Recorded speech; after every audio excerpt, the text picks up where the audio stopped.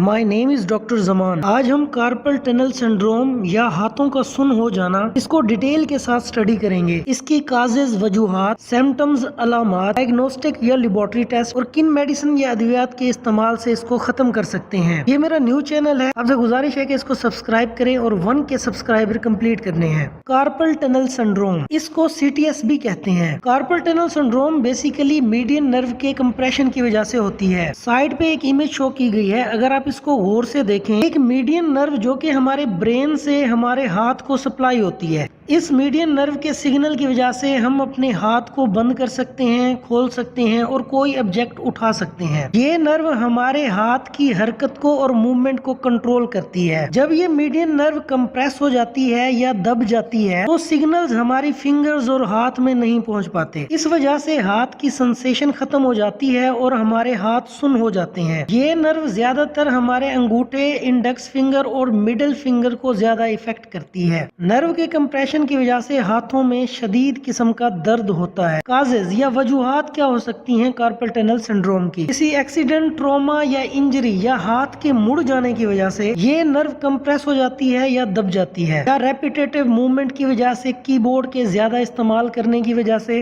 या हाथों के ज्यादा इस्तेमाल की वजह से ये बीमारी हो सकती है। साइन एंड सिम्टम्स या अलामात क्या जाहिर होती हैं? हाथों के अंदर सेंसेशन खत्म हो जाती है, हाथ सुन हो जाते हैं, हाथों में दर्द स्टार्ट हो जाता है और ये हाथ सूज जाते हैं। जोड़ों के अंदर, खास तौर पे रिस्ट के अंदर पेन प्रोड्यूस होता है। आपके हाथों की ग्रिप खत्म हो जाती है। सेंसेशन खत्म होने की वजह से हाथों के अंदर सुइयां चुभती हैं। डायग्नोस्टिक टेस्ट या laboratory test. Carpal tunnel syndrome को डायग्नोज करने के लिए टेनल टेस्ट या फेलन टेस्ट परफॉर्म करवाया जाता है। यूट्यूब पर आप टेनल और फेनल टेस्ट को देख सकते हैं। इसके अलावा एक्सरे, MRI और EMG टेस्ट परफॉर्म करवा के आप बोन्स के क्लियर इमेज को देख सकते हैं। Treatment plan, non surgical treatment. आप अपनी रिस्ट को नॉर्मल पोजीशन में रखें। अपनी कलाई को नॉर्मल पोजीशन में रखने के लिए रिस्ट स्प्लिंट का इस्तेमाल करें। जॉइंट स्टिफनेस और पेन को कम करने के लिए एनसिड और स्टेरॉइड्स का इस्तेमाल किया जाता है। हीटिंग पैड का इस्तेमाल किया जाता है ताकि ब्लड सर्कुलेशन को इम्प्रूव किया जाए। स्ट्रेचिंग एक्सरसाइज परफॉर्म की जाती है ताकि नर्व के कंप्रेशन को, दबाव को खत्म किया जा सके। फिजिकल थेरेपी ट्रीटमेंट एक बेस्ट ट्रीटमेंट ऑप्शन माना जाता है कार्पल टनल सिंड्रोम को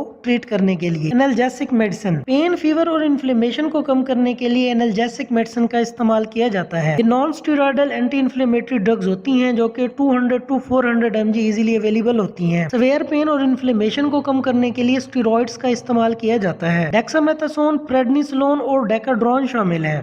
इन मेडिसिन का इस्तेमाल भी किया जा सकता है। बेसिकली विटामिन्स और मिनरल्स की कमी की वजह से भी नर्व कंप्रेशन हो जाता है। ये कुछ मल्टी विटामिन्स हैं, इनके इस्तेमाल से आपके नर्व के कंप्रेशन को दूर कर सकते हैं। नैरोबियोन, पॉलीबियोन, बी कम्प्लेक्स और वाइडेलाइन ये दिन में एक बार इस्तेमाल कर सकते हैं। मेरा न्यू चैनल है, आपसे गुजारिश है कि इस चैनल को सब्सक्राइब करें और बेल आइकन को प्रेस करें।